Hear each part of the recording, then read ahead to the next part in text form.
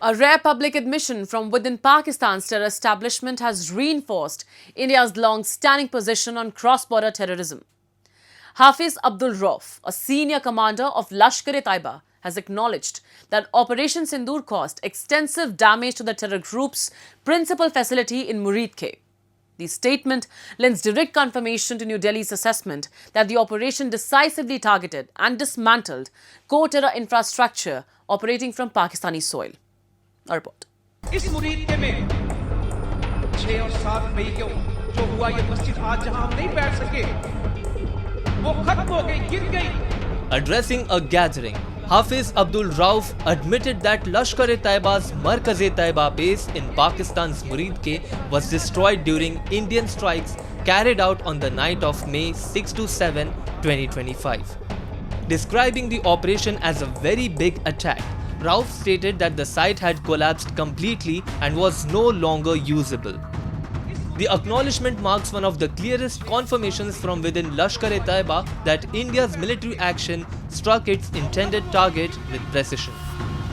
Rauf is not a peripheral figure. As Lashkar's operational commander, he has been directly involved in the training and deployment of terrorists from Pakistan Army-backed launch pads in Pakistan-occupied Kashmir. He had earlier led funeral prayers for terrorists killed in the Indian strikes, images of which circulated widely at the time.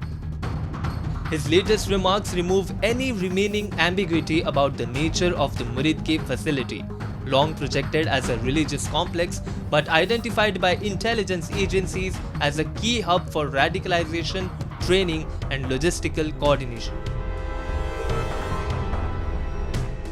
Hafiz Abdul Rauf's admission about attack on Muridke headquarters. This is a significant validation of effectiveness of Operation Sindoor in dismantling the ecosystem of terror that was existing in Pakistan. Because in the wildest of the dream, they had never thought that the same place where they had been sitting and making plans how to bleed India 1,000 cut will ever be targeted.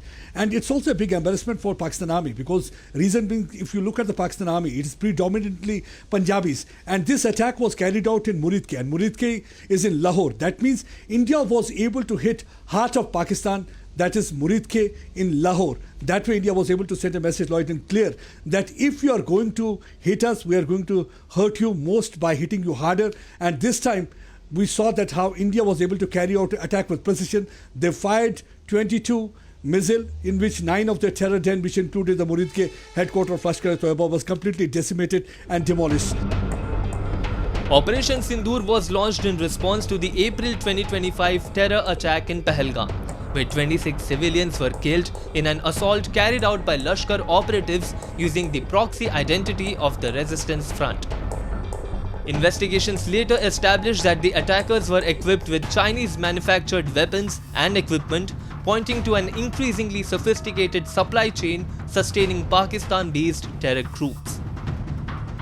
Beyond acknowledging damage, Rauf's statements carried broader implications. He asserted that Pakistan offers what he termed open freedom for jihad and suggested that recruitment and training of terrorists faces minimal obstacles. His remarks align with India's long-held position that terrorist groups operate with institutional tolerance and in some cases, direct backing. Rauf also praised China for its support to Pakistan during the heightened tensions following the Pahalgam attack, claiming the provision of intelligence assistance, comments that add a geopolitical dimension to the evolving security landscape.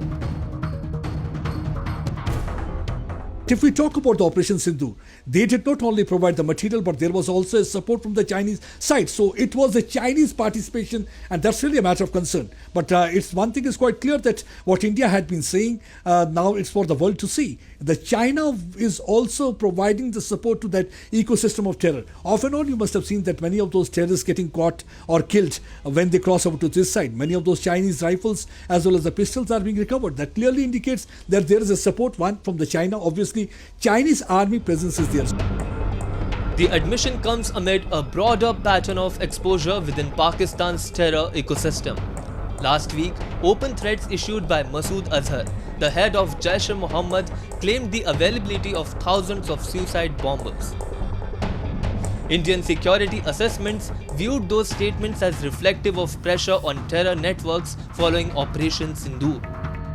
During the operation, Indian forces carried out coordinated precision strikes against multiple terror camps across Pakistan and Pakistan-occupied Jammu and Kashmir, killing more than 100 terrorists.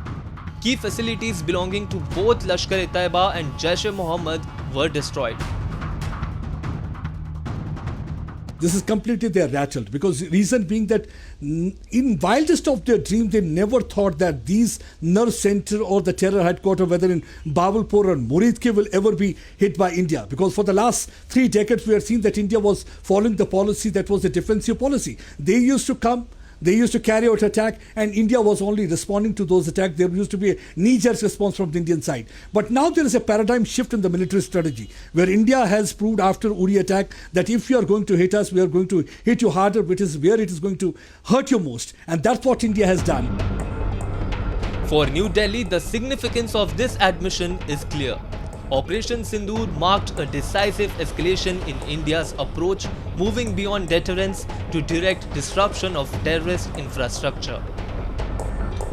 With Indian leadership reiterating that such operations will continue as long as terrorism persists, Hafiz Abdul Rauf's remarks represent an unusual moment of transparency from within a system that has long operated behind denial.